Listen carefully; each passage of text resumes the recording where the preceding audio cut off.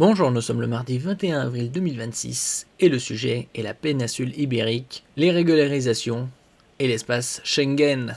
On a déjà vu des groupes de 50 à 60 personnes arriver à la frontière franco-espagnole, un possible flux massif de sans-papiers régularisés. On se rappelle, il y a une dizaine d'années, il y avait des flux de centaines de milliers de personnes qui sont arrivées du Proche-Orient, de Syrie notamment, Pakistan, Afghanistan, en direction de l'Allemagne.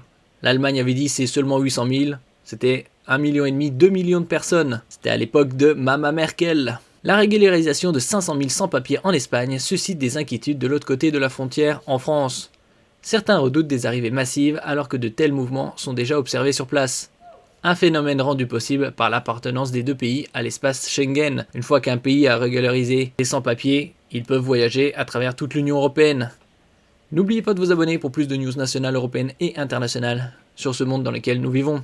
Ce village français situé à 4 km de la frontière avec l'Espagne est bien connu des clandestins venus de la péninsule ibérique. Cheminot David Cerdan en croise régulièrement sur les rails. Ils choisissent plutôt la nuit, on a déjà vu des groupes de 50-60 personnes arriver, pour la plupart algériens, marocains, entre 16 et 25 ans, la plupart du temps.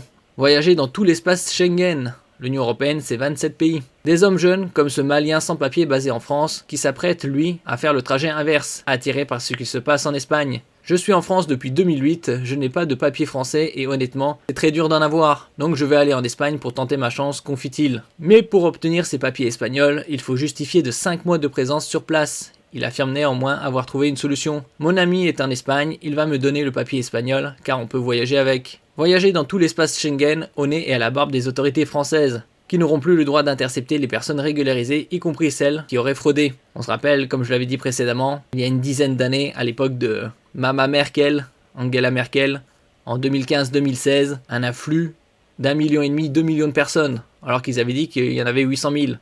L'Allemagne, c'est environ 82 millions d'habitants. Une inquiétude ravivée par la campagne de régularisation de 500 000 sans-papiers lancée de l'autre côté des Pyrénées.